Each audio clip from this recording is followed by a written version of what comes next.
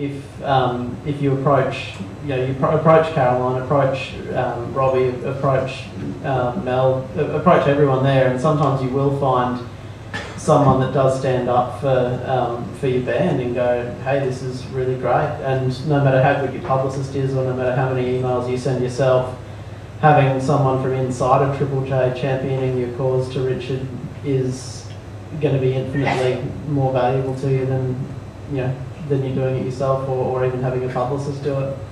Of course, Triple J isn't the only radio station in the country. Triple Z locally is a great resource that probably more bands should use. Once again, there's specific shows. There's a hip hop show, there's a metal show. So target the guys that produce and do those shows. Send them your stuff, but send stuff to Zed's own music director, and they'll hopefully be able to get your stuff on air there too. Think of some of the other community stations. If you're a singer-songwriter that might appeal to more of a adult-oriented audience, there's some great community stations you can go to. Think about some of the ABC stations, especially ABC regional stations.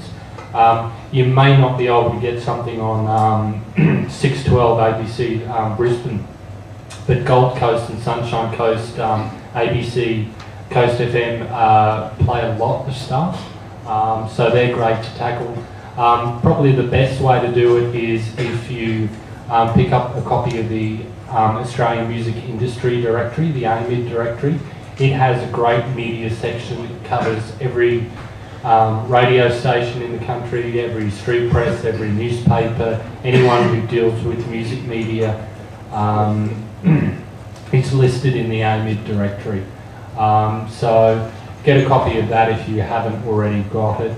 And there's a lot of leads that you can follow up there. Regional radio is probably underutilised by a lot of people, and is a great way to sort of get the name out there. Regional community radio, that is.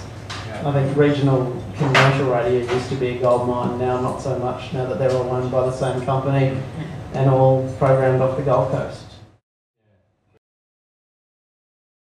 Contact, you go to AMRAP, amrap.org, and there's a service that the Community Broadcasting Association do where they'll send out your CDs to however many community radio stations are relevant to your genre.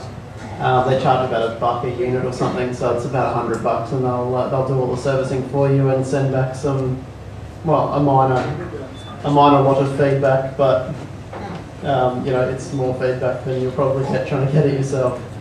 But yeah, it's a great service. It's a cheap service, and it totally beats doing it yourself. Just one thing that Jamie mentioned there that we haven't touched on yet is Sonic Bids. Sonic Bids is just one company out there that offers a digital press kit service.